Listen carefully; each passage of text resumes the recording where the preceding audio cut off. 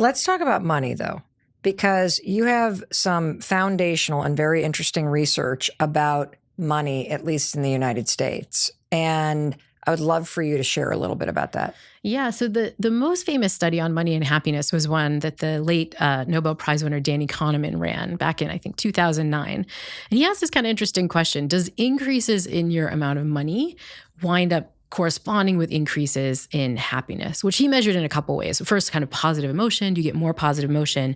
Do you get less negative emotion? And do you feel kind of less stressed? And so he had this huge data set where he could plot this out across different incomes. And what he finds is that if you're, in the low end of the income spectrum, if you're earning $10,000 a year, $30,000 a year, increasing your salary over time is going to boost your positive emotion. You're going to feel less stress, less negative emotions. But that kind of increasing curve where more money is more happiness, more money is more happiness, it levels off. And in 2009-ish dollars in the United States, it leveled off at around $75,000. What does that mean? That means that if in $2009 you hit a salary of $75,000, even if you doubled your salary, tripled, quintupled your salary, you wouldn't get any corresponding increase in positive emotions. You wouldn't decrease your negative emotions, and you wouldn't feel less stressed. Now, that is not what you probably believe if you're listening right now. Like if you're like Mel's got her mouth kind of hanging open. It's like, no one thinks this, right? And you might be like, well, that's $2009. The equivalent right now would maybe be like $110,000, something like that, right? We just don't think that. We think if suddenly I could triple my salary, I would be way happier. But these research like this just shows that we're kind of wrong. And so that raises a different question, which is like, well, why doesn't more money buy happiness? And I think it's for a few reasons. One is that as you get richer, you often tend to get busier. In fact, this is a change that we've seen in the US population. It used to be that rich people lived their lives of leisure. Like they look like kind of Cary Grant in the Philadelphia story, just sitting around, drinking cognac out of like beautiful vases and things like that. But higher salary now usually means you're working harder, right? You're putting in more hours at work. And we know that time really matters for happiness. Some free time sort of matters for happiness. The more you're working, the less you're interacting socially. So wealth doesn't seem to kind of give us the sort of social benefit we used to get before. And I think a bigger thing is that as you get more money, you kind of just get used to that over time, right? So if you get a little bit more money, maybe you start going to see the trainer and you start flying first class, you start eating in the nice restaurants. But if you do that over and over every day, it just becomes your day-to-day experience. You don't get this kind of additional happiness boost from it. And so $75,000, I think it's not like a kind of magic bullet number, but I think it's like kind of around the amount where like a lot of your needs are taken care of. You got food, shelter, maybe like a teeny vacation a year or something. Like the stuff that you can additionally buy with more money is not going to bring you more happiness. I'm so glad that we're talking about this because I do think this is one of the major mistakes I've made in my life. Totally. That I think that if I can buy something, or if I make more money, or if I just have this much in savings, that somehow it's going to just automatically boost happiness. And it's true, it hasn't. And I will also say, though, that when I think about the times in my life where I have been struggling profoundly financially, like really struggling to get groceries on the table, having my bank card bounce at the gas station, trying to fill up the card, right? We've all been there. That there is a certain kind of cruel and relentless stress that you feel when you can't take care of your basic needs that does interfere with your ability to be happy with where you are in your life. And because I was constantly worried about it, which meant I had no time, which meant I didn't enjoy where I was at, which meant I was focused on survival. And so is that the reason why the monetary figure really, if you can take care of things so that you can get through your day-to-day life and take care of yourself, it lowers stress, and that's why it makes happiness available to you? Yeah, I mean, I think when we ask this question, does money buy happiness? Part of our intuition is right. It's like, well, money can get me stuff that would lead me to be happy, right? Like money can put me on a vacation that I can spend time with my family, can allow me to decrease these negative emotions like fear of like, is the rent collector going to come right and get kicked out of my house, or overwhelm, right? I have to take on more hours at work just to make ends meet, right? I think when you get to a certain wealth level, you shut off those basic need problems that come up that very much do affect our happiness. And so from that perspective, does money matter for happiness? Yes, for sure. But it only matters up to a certain level. And that's the spot that we get wrong. And I think it's not just like, all you and I and the listener getting this wrong. I think this is the kind of thing that like even people of extreme wealth get wrong. One of my favorite guests that I've ever had on my podcast, The Happiness Lab, was this guy, Clay Cockrell. And he is a mental health professional that works only with the 0.0001%. So I think most of his clients are earning over $50 million. And the first thing that should be striking is that this dude has clients, right? These are people who have $50 million who apparently aren't happy enough that they need to see like some mental health professional to kind of help them get through. And a lot of their problems, amazingly, are financial. So one of the stories Clay told was that there was a guy, who he worked with who just bought this new yacht. His wife really wanted the yacht and they couldn't figure out where to park it. And it was like causing all this marital strife of da-da-da. And like, you can look at that and you're probably thinking like, poor, expletive baby, like kind of like, like can't park his yacht. Wow. Well, I was going to say, Dr. Santos, it's very petty of me to say this.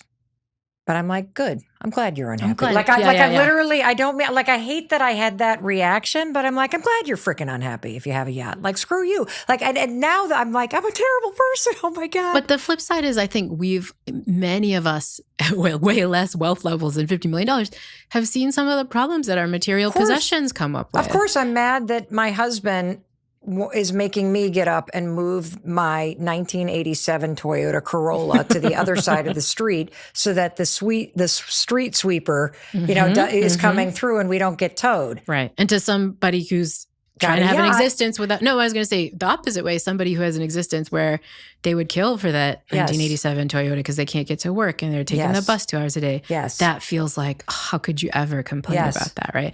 And so this is the problem, is that we don't, these material goods come with some costs that we don't expect.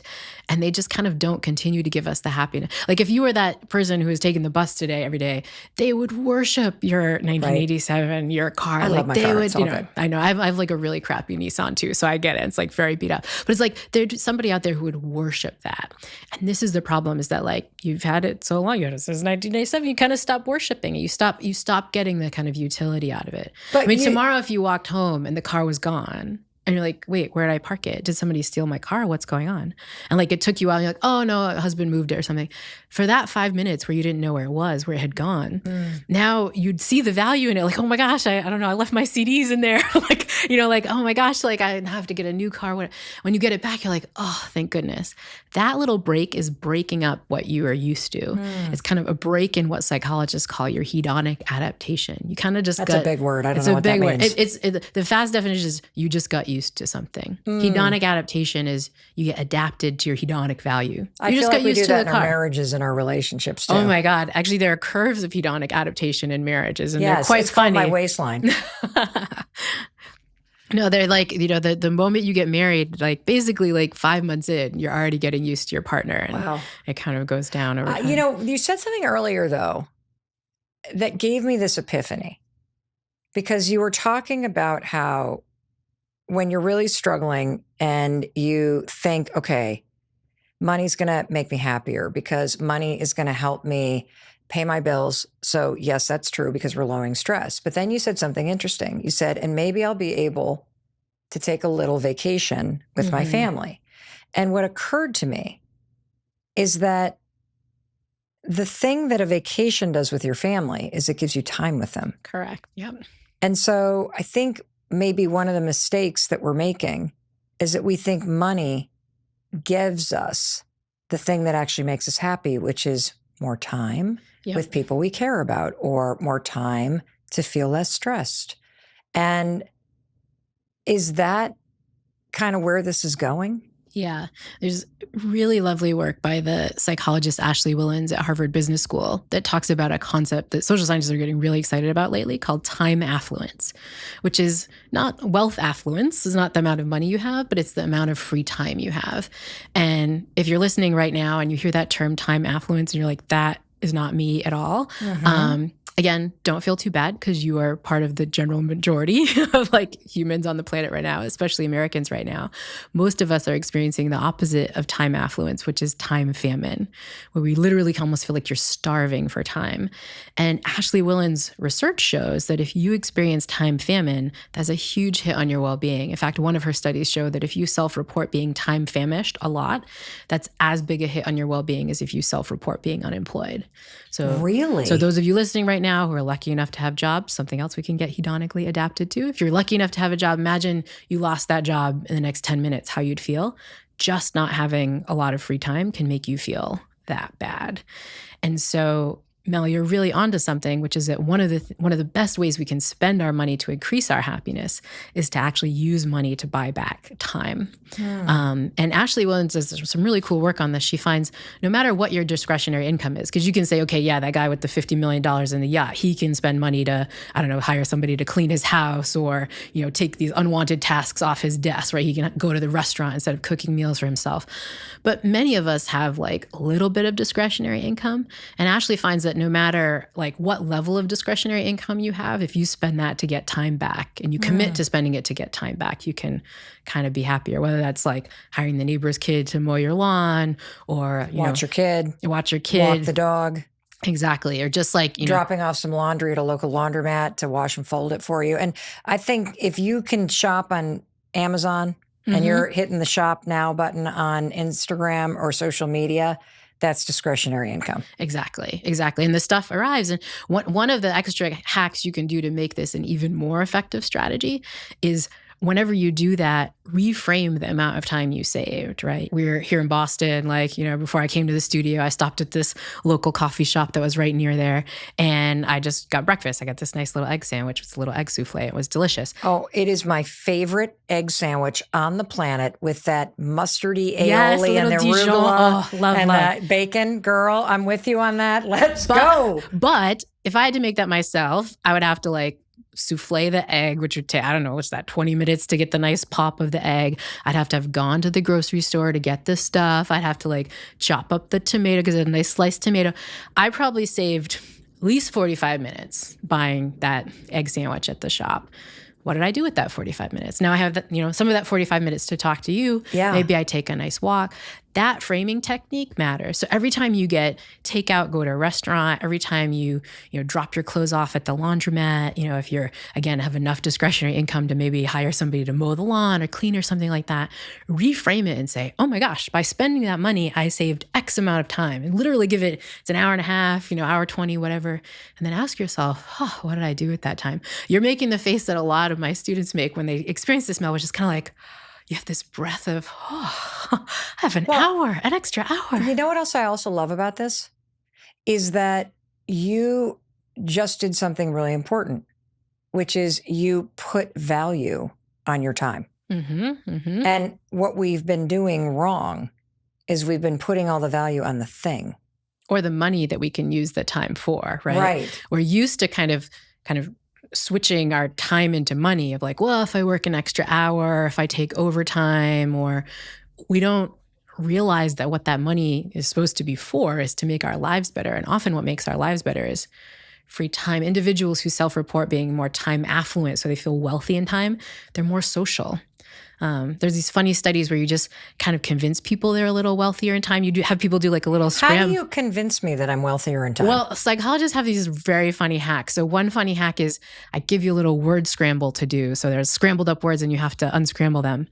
But then I make those words be affluent in time. Things like vacation or time off, like holidays. I kind of have you have words where you're like, oh yeah, I'm sort of wealthy in time, And then all of a sudden I give you the opportunity, they have subjects in a coffee shop and you can have the opportunity to just chat with somebody. And I just sit back and watch, do you chat with people more when you have that moment of feeling a little bit more wealthy in time? And you do. And then you also feel happier because you've just connected with somebody. Exactly. There's also studies showing that people who are wealthy in time do nice stuff for other people. Actually, the most terrible one was a study that was done kind of back in the day. And this is back in the day when the ethics of studies maybe weren't so great. It was in the 70s. But there was a group of researchers who were studying Princeton seminary students. So these are people who are studying to be a priest. Okay. And the study is that you have to go and give a surprise lecture about the story of the Good Samaritan, which if you don't know, is, Jesus was walking around and like saw somebody doing nice stuff. It's like about doing nice things for people in need, right? But these different seminary students were put under different time pressure. So some were told, you got a couple hours, you get to cross town and go give this, but you got some time. Or really high time pressure. Like, actually, you got to go right now. You just don't have time. You got to get over there. Right. And what the researchers did was they staged someone en route to this lecture that was in need. So it was kind of set up to look like an unhoused person who'd maybe been hurt. It's kind of like, and so the seminary student has to literally walk over this person to get to the lecture. And the question was just, do you stop to help? Okay. And this is somebody who is studying to be a priest. Correct. So right. we would think you would And he's about to give a story about why Jesus values doing nice things for people in need. Okay, like so he's in his head thinking like, primed. how do I think about how to tell people to do nice things for people in need? Let's just be honest. If you fail this, you should get kicked out of seminary school. Yes. That's basically what I'm going to say there. And basically, the people who are in a rush pretty much never stop to help someone, which is really sad. Which explains the state of society today. Which actually explains the state of society today, right?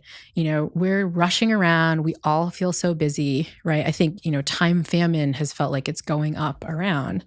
We just don't have the bandwidth to help other people. We don't have the bandwidth to help the planet. There's lots of evidence that if you're feeling under more time pressure, you don't recycle. I mean, honestly, I feel like I'm guilty of this myself where it's like, I got to wash the thing. And I'm literally like, I'm so overwhelmed. I'm like, wait, landfill, recycled. You just opt out. But imagine like it was like, that Sunday morning feeling where you got nothing to do and you're like, I could wash the glass a little extra to put it in the, like we're hurting ourselves, each other, the planet, just because we don't have any time. Okay, now I'm depressed. So there is good news. But the good news is the tire is flat. Now I'm leaky. Dr. Santos, how do I be happy? But the beauty is that you can, first of all, you can prioritize your free time. You can spend money to get back more.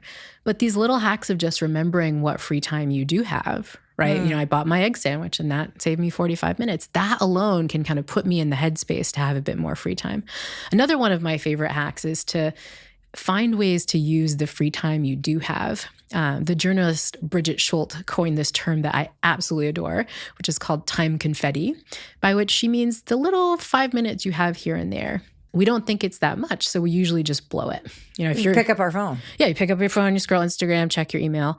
But those 5 minutes add up. In fact, Ashley Willens and her colleagues estimate that we actually have more free time now than we did 10, 20 years ago. What? I know, it there's feels no shocking, way that's true. But the difference is it's broken up in stupid ways. It's these little we don't have these big chunks anymore. We got 5 minutes of time confetti, 10 minutes of time confetti here and there. So it doesn't feel like a lot, so we just blow it. But those are perfect moments to engage in all these strategies to fill up our leaky tire. And I think we'll start talking about some of those soon. Let's do that. Yeah. Okay, so let's fill up the leaky tire. We're going to take our time confetti, 5 minutes at a time, and we are going to start rewiring our brain for happiness. In the course, you teach 5 ways to rewire yourself for happiness and fill up this tire. So what's the first way that you can rewire your mind for happiness? The first step is to engage in more social connection. Pretty much every available study of happy people suggests happy people are more social. People who self-report being happier physically spend more time around other people, less time alone. And they also spend more time with their friends and family members. So they prioritize time not just with any old human bodies floating around there. They pick time with people they care about. And this seems to be true both for introverts and extroverts. Really? Yeah. So the key that other people matter for introverts and extroverts. This is some work by Nick Epley and his colleagues. He does these studies where he just basically forces people to be a little bit more social than they normally would. So he walks up to people. He's at the University of Chicago, so he does this on the L train. Well, I know this study where he forces people to talk to strangers on the train into work. Yeah, and just for a $5 Starbucks gift card, everybody's willing to do People this. sign up for that, to talk to a stranger? People will do anything for a $5 Starbucks gift card. It's really the engine of all social science research. Wow. People are like, I don't want to do that. It's like, $5 Starbucks gift card. You're like, okay, fine, I'll talk to someone. Because that, and now notice my reaction. Mm-hmm. And as you're with Dr. Santos and I, you probably had the same reaction as you're listening to us. Like, I wouldn't want to, I Like, wouldn't there's do no that way for a you $5 would. Like, Starbucks gift card. there's no way you would talk to, I mean, like, you just got to talk to some rando person on your But I commuter think train. the important thing here is that our reaction That's right. is that this is not going to be fun. Correct. And our reaction is so much so, I don't want a gift card to do that. Yeah. And so we all would go into that situation and say, ooh. Right. But what did the research find? Well, Nick actually did that comparison. He asked people, hey, if you were in these two conditions, like, first of all, would you do it? And, how would it feel? And people said exactly what you're saying, Mel, and what I'm sure if you're listening, the person listening right now is thinking, right, was like, no, I don't want to do that. It would feel terrible. Not just it would feel neutral, but it would feel actively awkward or yucky or whatever. And what he finds is that it's just the opposite. People who spend their train ride talking to a stranger experience positive emotion. They feel more energized. They feel less lonely. And in fact, enjoying your solitude on the train kind of makes you feel a little anxious, yucky. I mean, we can kind of simulate. You're like, oh yeah, if I tell you, yeah, just don't talk to anyone, enjoy your solitude. What happens? We start ruminating, we get in our head, right? And so just this simple act of talking to a stranger makes us feel good. But the reason I love Nick's research is he tested this extrovert-introvert question. And what he finds is that there's no difference in the happiness boost that extroverts and introverts get.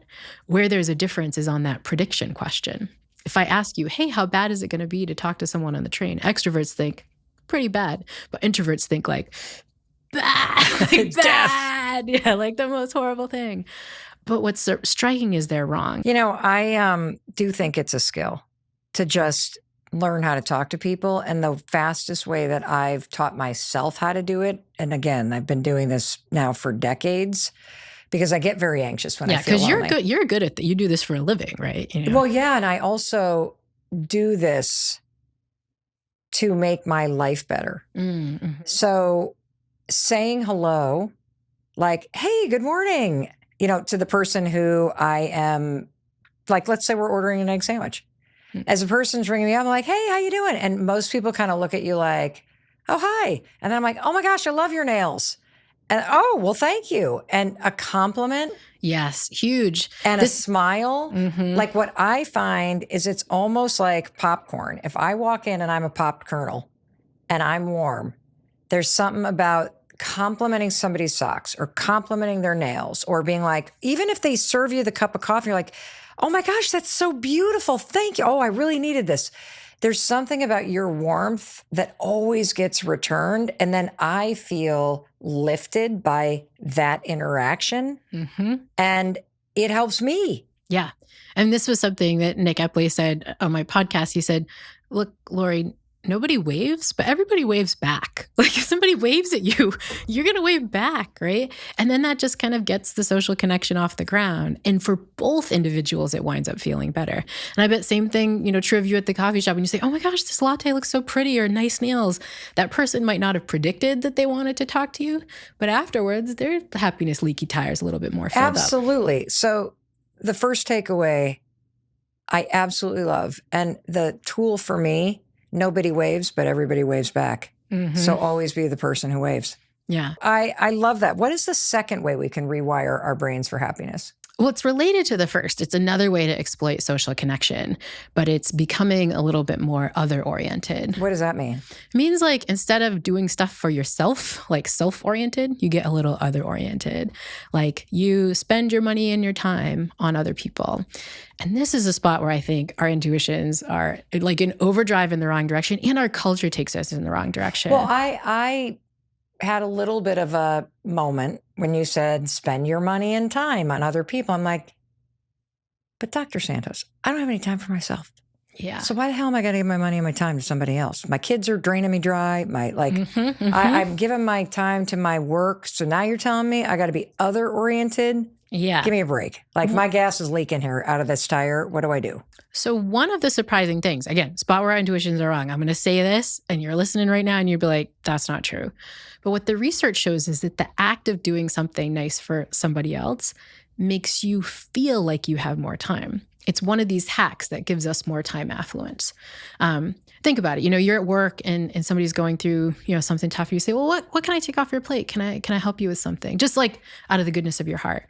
What does that tell you? You're kind of like, well, I must have, more openness on my plate if I'm going to help this other person do something. That's right? true. And if you're the one that holds open the door, it means you have got more some more time on your because you're not rushing through Exactly. it. Oh, that's sneaky. It's sneaky, but it's a funny hack to make yourself feel like you have more time, is to opt to do something voluntarily for others. And I think that's the key word, though, voluntarily. Too often we feel overwhelmed when we feel the have-tos in life, the shoulds of life, right? I'm supposed to do this for other people. If you're doing lots of stuff for other people and you don't have a choice, maybe you're caretaking for, like an adult in your life, or helping someone out, or kind of stuck in childcare. If you feel like you have no choice, then that doesn't count. But if you willingly are like, oh yeah, I got time to do that. I'm going to choose to do that with my time or my money. Now that's when the benefits start to kick in. Wow. So the second thing that rewires your brain is this sort of real focus on other people. And, when I think about some of the research that you mentioned earlier, especially around loneliness and it doubling, and just how it's true, everybody seems to feel very lonely right now. Totally. I mean, the rates of loneliness are like at 60%, and in every demographic group, levels of loneliness are going up. So does your focus on sort of these small social interactions and these small ways to be more outwardly focused and kinder to other people, which is going to boost your happiness, it's also going to deceive you into thinking you have more time because you're really taking the time to do this. Does it also have an impact on your feelings of loneliness? For sure. I mean, that might be one of the hugest impacts it has. In part because when you reach out to other people, chat with the barista at the coffee shop, talk to someone else, reach out to an old friend, another good one, those just kind of are actions that make you feel less lonely. One of the fastest hacks to reduce loneliness, if you're listening to this right now and you're thinking, I'm feeling a little lonely, is to try to help the loneliness of somebody else. Literally take out your phone, scroll through the contacts, pick the name that you think might be feeling the most lonely, having the toughest time, and just, send them a text that says, hey, just thinking about you. Was listening to this cool Mel Robbins podcast. We were talking about friendships and it just made me think about you. Be great to connect. Yeah. And better yet, share them this episode Yes. and let's talk about it. It's something that you can talk about. What does the science really say practically that you can do to kind of feel better right now? You can actually become happier, somewhere between 5 to 15% happier. If I said, all things considered, how satisfied are you with your life? You're like 5 out of 10. Wherever you're feeling right now on how happy you are with your life, you can kind of pop up a little bit.